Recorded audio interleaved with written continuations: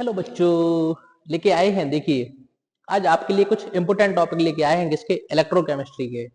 यदि आपने अभी तक इलेक्ट्रोकेमिस्ट्री में कुछ नहीं पढ़ा, केमिस्ट्री में कुछ नहीं पढ़ा, तो जो जो मैं इंपोर्टेंट टॉपिक बता रहा हूं आपको, आप इन टॉपिक को जरूर पढ़ें।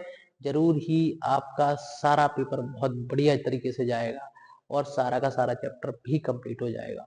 देखिए, हम आपको बताते हैं इलेक्ट्रोकेमिस्ट्री के अंदर कौन कौन से टॉपिक इंपोर्टेंट हैं जो अधिकतर बोर्ड के एग्जामों में आते रहते हैं।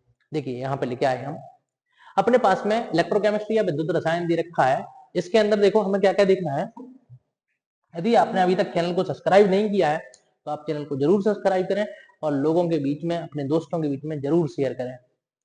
देखिए यहाँ पे क्या है अपने पास में, इसमें हमारे पास में क्या इलेक्ट्रोकेमिकल सेल दे रखा है सबसे पहले। और इलेक्ट्रोकेमिकल सेल में हमारे पास में गैल्वेनिक सेल और वोल्टेक सेल आते हैं। तो गैल्वेनिक सेल की जो हमारे पास में स्ट्रक्चर है, half cell reaction, complete cell reaction, और उसके अंदर जो अपन के लिए मिलता है सॉल्ट ब्रिज के फंक्शन। सॉल्ट ब्रिज का कार्य क्या होता है, सॉल्ट ब्रिज करता क्या है, आप इनको कंप्लीट कीजिए, आपका ये वाला टॉपिक कंप्लीट हो जाएगा। ठीक है, आपको गैल्वेनिक सेल पर ही फोकस करना है, गैल्वेनिक सेल को ही पढ़ना है। हाफ सेल रिएक्शन लिखना सीखना है, कंप्लीट सेल रिएक्शन और सॉल्ट ब्रिज के कार्य।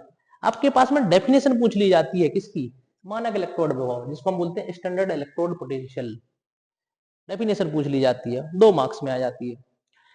साथ में एक हमारे पास में मानक हाइड्रोजन इलेक्ट्रोड दे रखा है, स्टैंडर्ड हाइड्रोजन इलेक्ट्रोड पूछा जाता है हमसे।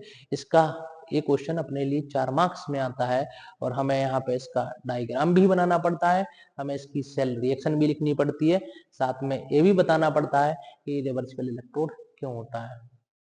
ठीक है, तो मानक इलेक्ट्रोड, हाइड्रोजन इलेक्ट्रोड, ये इंपोर्टेंट टॉपिक है। अधिकतर लॉन्ग क्वेश्चन यहाँ पे बनता है, जबकि यहाँ से हमारा एक शॉर्ट क्वेश्चन बनता है, यहाँ से हमें लॉन्ग क्वेश्चन मिलता है। एक हमारे पास में इलेक्ट्रोकेमिकल सीरीज दी रखी है, ये भी इलेक्ट्रोकेमिकल सीरीज भी हमारे लिए एक इंपोर्टेंट क्वेश्चन बनती है, अधिकतर पेपरों में मिलती है और लॉन्ग क्वेश्चन के रूप में आती है। या इस सीरीज के बेसिस पर कुछ क्वेश्चन आ जाते हैं। ठीक है, तो ये रिएक्टिविटी सीरीज के बेसिस पर, मतलब इलेक्ट्रोकेमिकल सीरीज के बेसिस पर हमारे पास में कुछ क्वेश्चंस भी हमें देखने के लिए मिल जाते हैं।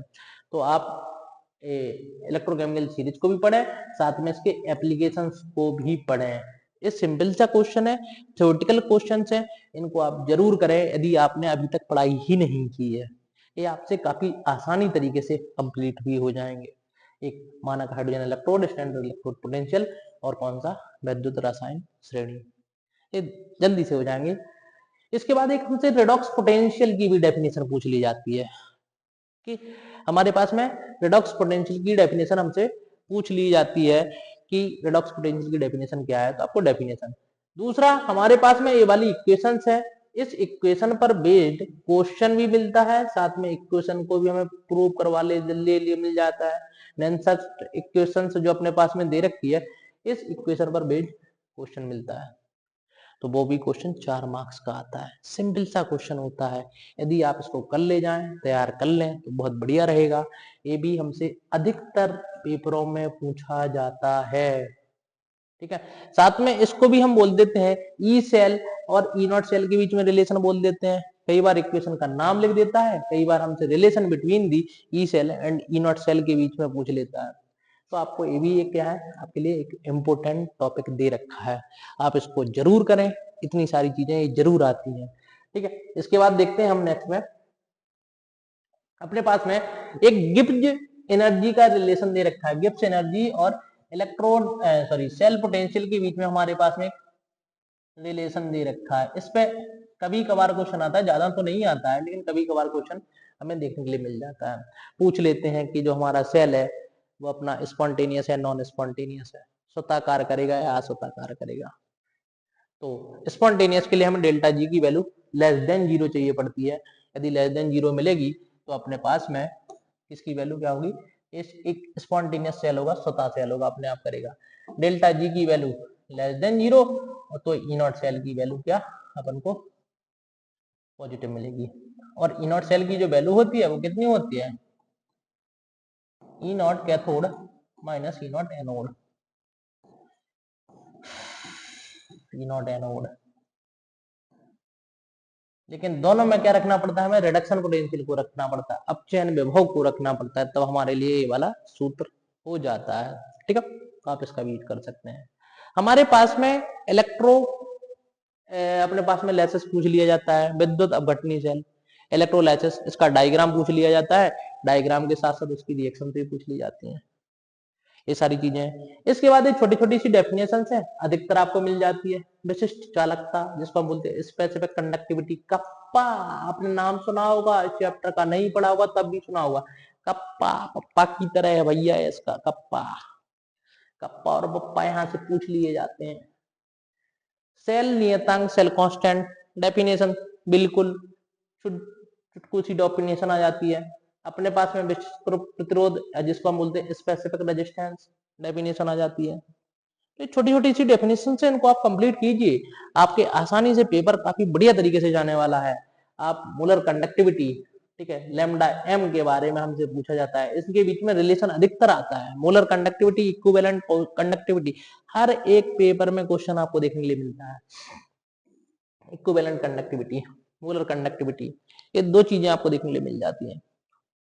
इसके बाद देखो ये दे रखा है कोलराउस का नियम, ये तो भैया बिल्कुल हर एक पेपर में आपको देखने के लिए मिलता है। Kohlrausch law and it's applications, ये काफी इंपोर्टेंट लॉ है, आप इसको जरूर कंप्लीट करें, कुछ हो या ना हो कंप्लीट, आप इन दो चीजों को तो जरूर कंप्लीट करें, मोलर कंडक्टिविटी, इक्विवेलेंट कंडक्टिविटी और कोलराउस लॉ को, इनको जरूर कंप्लीट करें। यदि आपको इस क्वेश्चन नहीं हो रहे हैं कंप्लीट, आप इन सारी चीजों को कंप्लीट करके जाएं, अधिकतर पेपरों में आते रहते हैं। फैराडे का प्रथम नियम, द्वितीय नियम, दो नियम है, आपको दोनों नियमों को कंप्लीट करना है, जिसमें से प्रथम भी पूछ लिया जाता है, द्वितीय भी पूछ लिया जाता है, क्वेश्चंस बन जाते हैं यहाँ पे। द्वितीय तो कम आता है, प्रथम नियम हमसे ज्यादा पूछ लिया जाता है, तो आप इनके नियमों को पढ़ें, फैराडे लॉ ऑफ इलेक्ट्रोलाइसिस को भी आप कंप्लीट करें। इसके बाद में बचा है बैटरी, तो बैटरी में आपको पढ़ना है कि हमारे पास में प्राथमिक सेल क्या है, द्वितीयक सेल क्या है, इनके बारे में आपको पढ़ना है। ठीक है, तो ये सारे टॉपिक जो हैं ये अधिकतर पेपरों में देखने के लिए मिलते रहते हैं, आए दिन पेपरों में आते रहते हैं, इसीलिए आप इन्हें कंप्लीट कीजिए। ये हमारे सेकंड चैप्टर के क्या है, काफी इंपोर्टेंट टॉपिक है। ठीक है, इसी तरीके से हम आने वाले टाइम में नेक्स्ट चैप्टर की भी वीडियो बनाएंगे और आप लोगों की हेल्प करते रहेंगे, लेकिन आप लोग चैनल को जरूर सब्सक्राइब करें, लोगों के बीच में जरूर शेयर करें।